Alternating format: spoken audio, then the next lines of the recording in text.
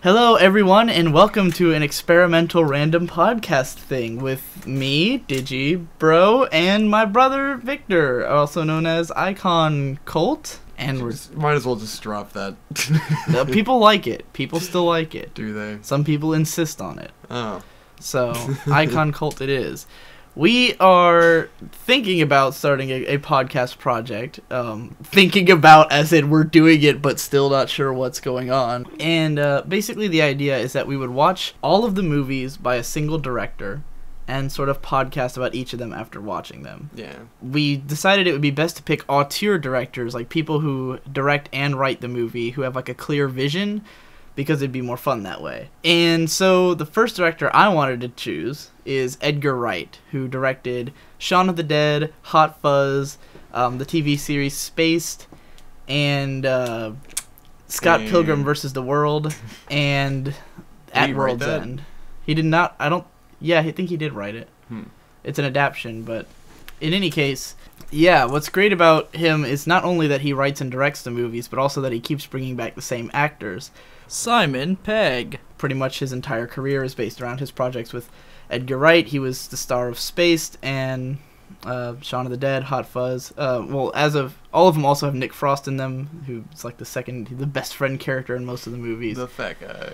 Yeah, lots of recurring characters and things like that, and recurring themes. So we just rewatched Shaun of the Dead. Obviously, we've both seen it. I think almost everyone has seen Shaun of the Dead. Yeah. The movie was sort of a cult success in the theaters, and then it just has been on TV forever. It's one of those that gets played a lot. Comedy Central used to play it all the fucking time. So it's a lot better to see it uncut, though. Like, without commercial breaks and stuff. It says cunt in the first 5 minutes of the film. Yeah, which, like, yeah, there's a lot of fun swearing. And, of course, you missed out on Sup Niggas, which is, like, the best fucking line of the movie if you watch it on TV. But even better, because they used to play it on the uncut hours, but it'd still have commercial breaks. And having seen that movie with commercials in it, it just completely fucks the pacing of it. Because, like, it makes it feel like the dramatic scenes last forever at the end, you know, like this long drag. But in any case, first thing I wanted to tackle, what did you think of this movie as a kid, and how does that compare to how you perceive it now? I remember thinking it was hilarious and super awesome, and I probably didn't appreciate it nearly as much. Obviously, most of the jokes I did not understand. But, you know, as a kid, you can just look at the colors, and there's zombies, and you're like, this is awesome. That's part of what makes it so successful, is that it works on so many levels. Like, it's the kind of movie that, if you're just watching it for funny zombie movie, you're going to have a good time. And then if you're watching it for, like, high-level, like, you know, like a movie with messages and things like that, you can also appreciate those levels of it. So yeah, for me, the same way. As a kid, I was like, this is... And it's funny, because as a kid, I hated that it kind of went in that dramatic direction. Not so much just because I was like, oh, funny and violence, but because I didn't see it coming. And those later scenes, I always saw it as that one dude, what's his name? The prick. The guy who gets fucking disemboweled. Jackass guy.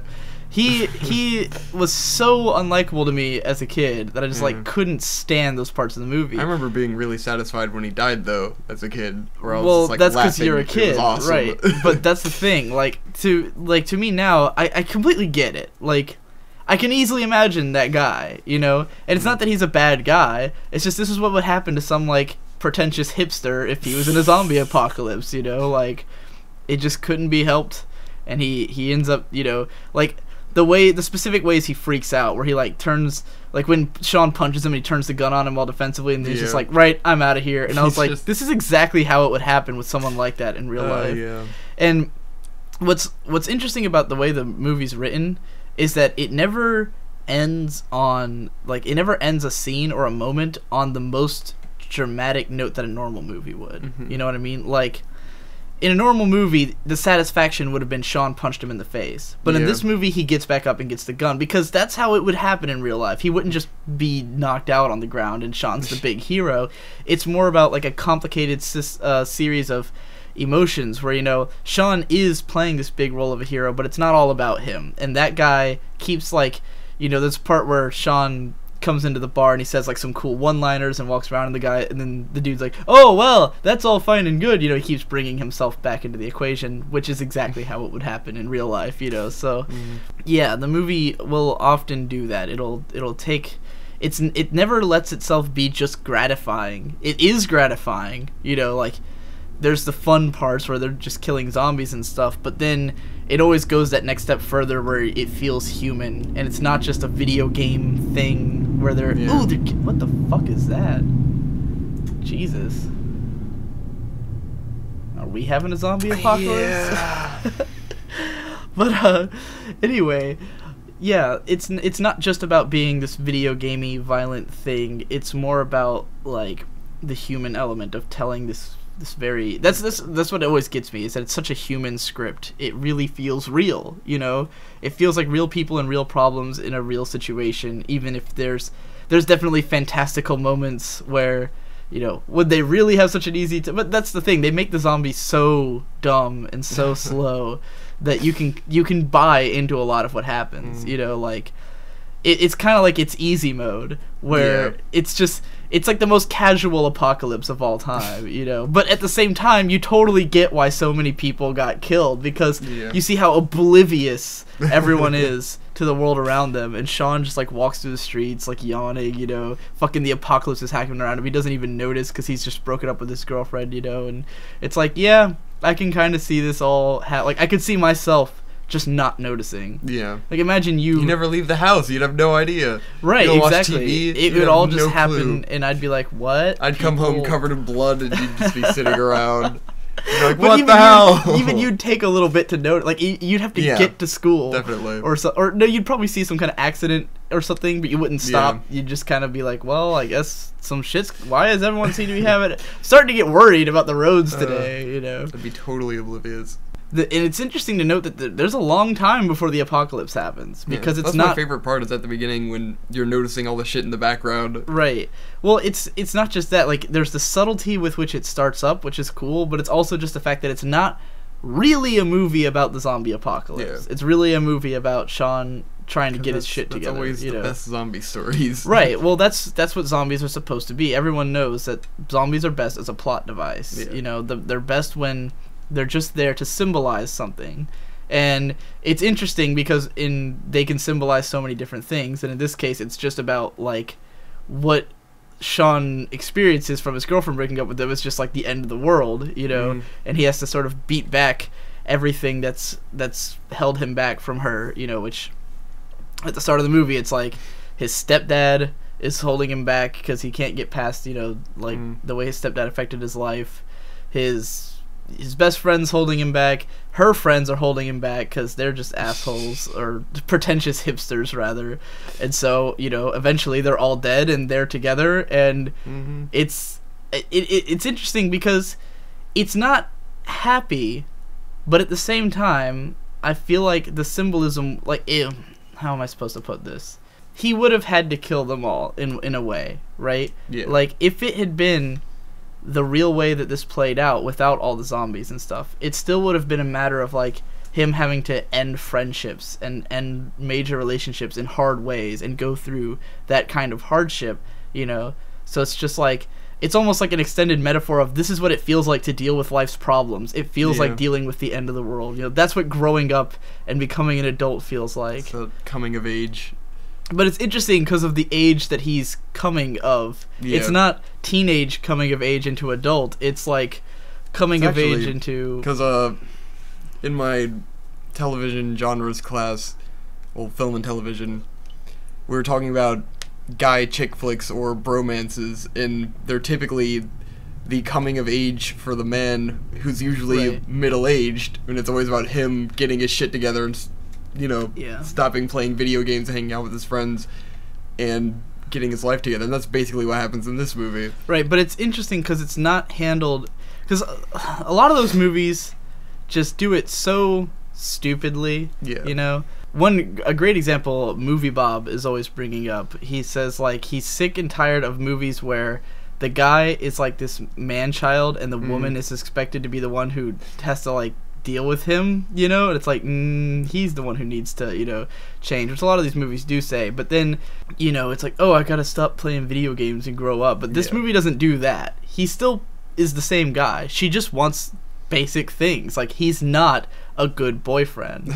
Like, that's what it comes down to. She's not a bitch at all. Yeah. In a lot of these movies, the girl would just be a bitch. She's just like, you're spending too much time with your friends and not enough time with me. She's not even like that. She just wants their time together to be different. She doesn't hate his best friend. Yeah. Her friends hate his best friend. She doesn't even hate his best friend. She thinks he's fine, you know? She's totally likable, regular person. She does not come across as some fucking bitch that you're like, why is he even with her? What chemistry do these two characters have? They seem like they're in a healthy working relationship. It's just that he's a fuck up and she's kind of sick of it, you know?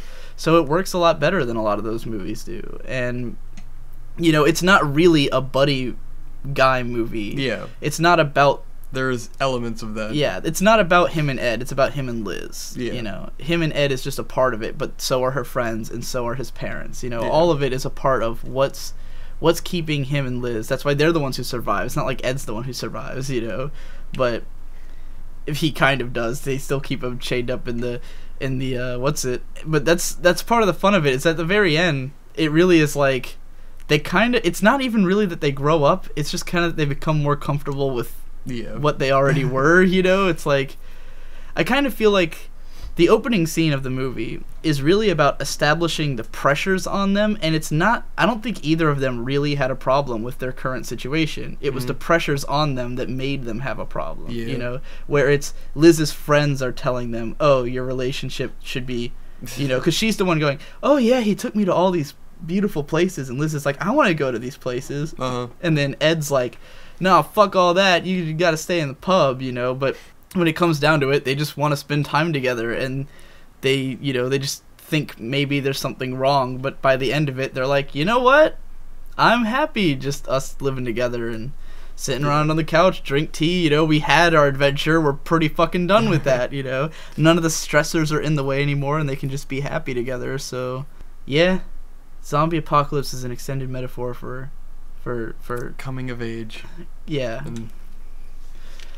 And so a lot of what makes this movie fun is that it doesn't take itself seriously.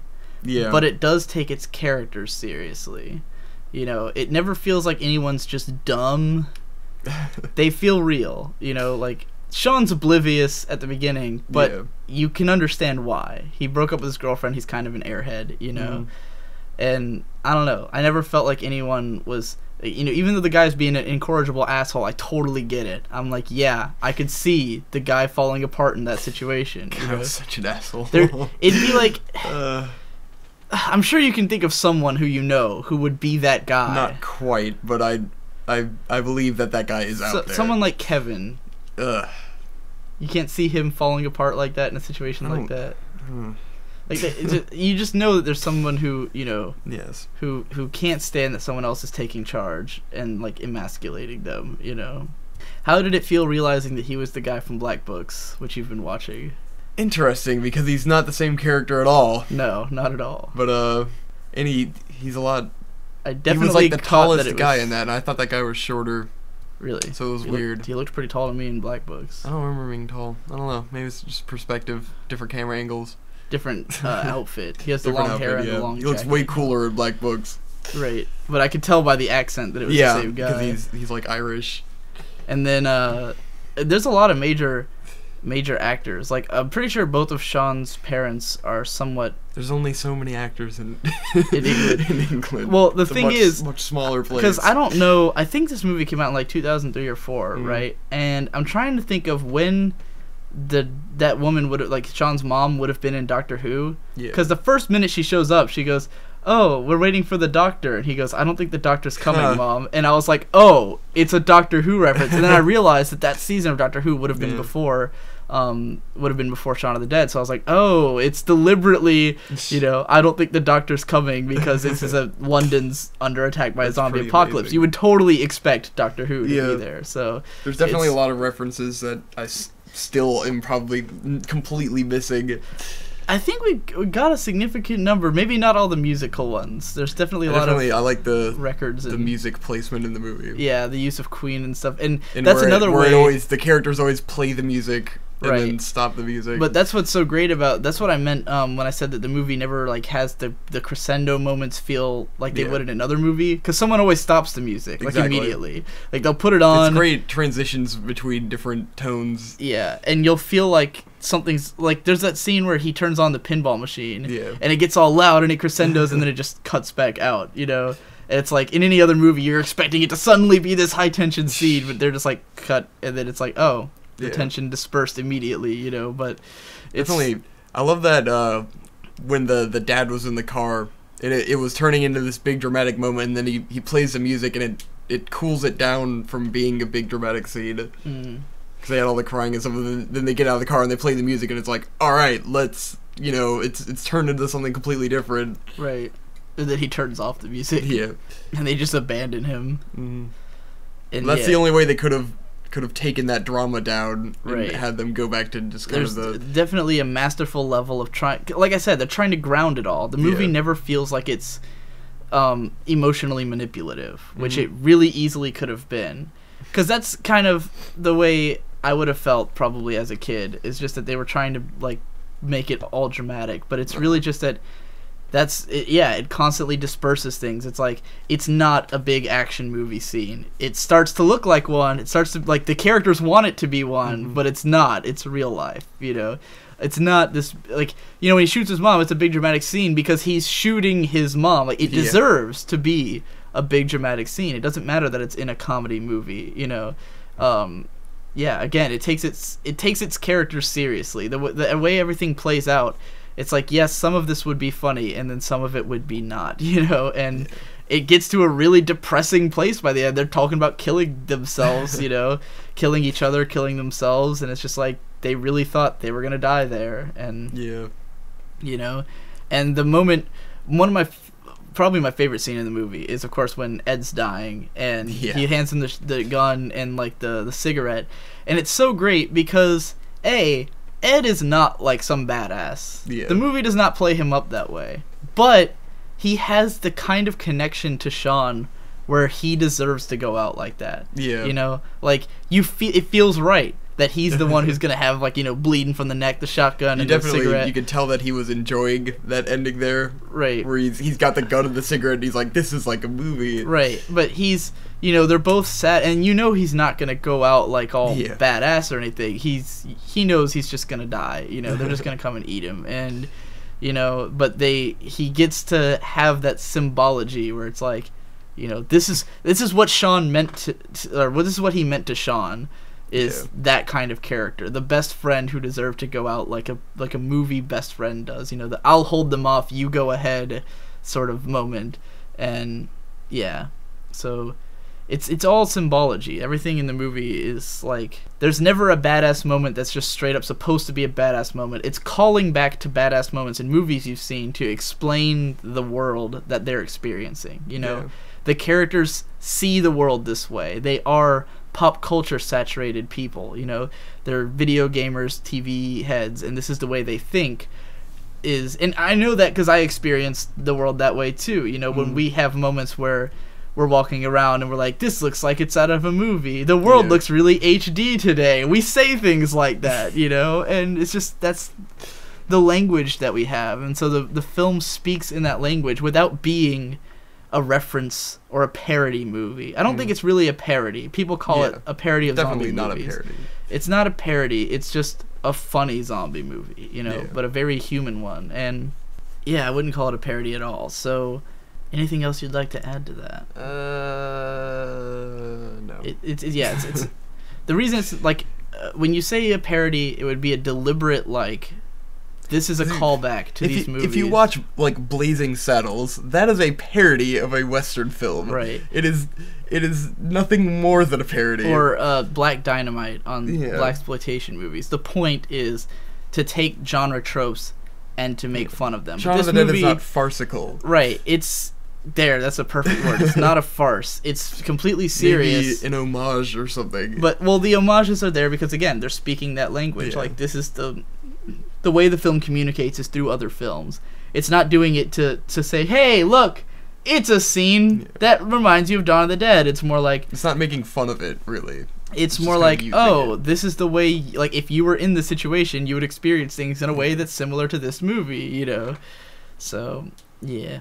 And then just... I just love that... And it's not... like, Shaun's life at the start is somewhat complex in a way. Mm-hmm. Like, it's not... that it's there's no one thing that's like pinpoint this is the thing that his life is, you know, like going through. It's like he has a shit job, no one takes him seriously, and he's, you know, got the stepdad that he can't face up to. He's got the roommate who it just seems like he's just a normal guy, but he can't help but be the a roommate. dick because Definitely, like, as a kid, I thought he was a complete jackass, and this time I was like, you know, he's not like he's a bad not guy. a jackass. I forgot all he about had legitimate him. concerns. I have no memory that he was in the movie Yeah. because I almost never see the early part when it comes on TV. But yeah, he's just like he's clearly been driven up the wall because Ed's been, you know, a fuck up living in his house for so long that he's just like, what the fuck are we putting this guy up for? You know, it's understandable. But he does have that great, like, the actor has this villainous presence where he's just like this complete... He's so, like, tall and buff compared right, to exactly. them. That's obviously why they chose him. They wanted him to be kind of scary. Altogether, I think it's an amazing movie. Triple plus out of triple plus. What do you think? Pretty good. Pretty. I don't know if I'd Pretty good. like. I'd say, like, it's one of my favorite movies, but not in that way. That's like, oh, this is my favorite movie. I've got to show everyone this. I mean, everyone should see it, but it's definitely what I'd consider an amazing movie. Yeah. You need to see Speed Racer. That's one of my favorite movies. Yeah. Everyone should go watch Speed Racer while we're at it. Anyway, that does it for that. That has nothing to do with Shaun of the Dead. We went long enough. I think we said a lot. We were worried that after we finished the movie, we both looked at each other and went, do we have anything to say about that? And then as soon as Victor brought up that he felt differently about it as an adult than he did as a kid, I went, that means that there's all this subtext that you didn't understand, which means we should explore that subtext. So, yeah, fantastic film. The next Edgar Wright movie, if we are to choose to do another one, which, I don't know, I feel up for it. Do you feel up for it? Sure. Not necessarily, we can do it right now if you want. Not right now. But you're up for doing another. Yeah. So his next film is Hot Fuzz. Hot Fuzz. At some point we should also probably talk about Spaced, but I'd have to get you to watch it. It's not a movie. But it's really We're the doing same. movies. It's like the same as his other movies, Whatever. though. In any case, the next film will be Hot Fuzz. So if we do it, look forward to it. Maybe. That's all.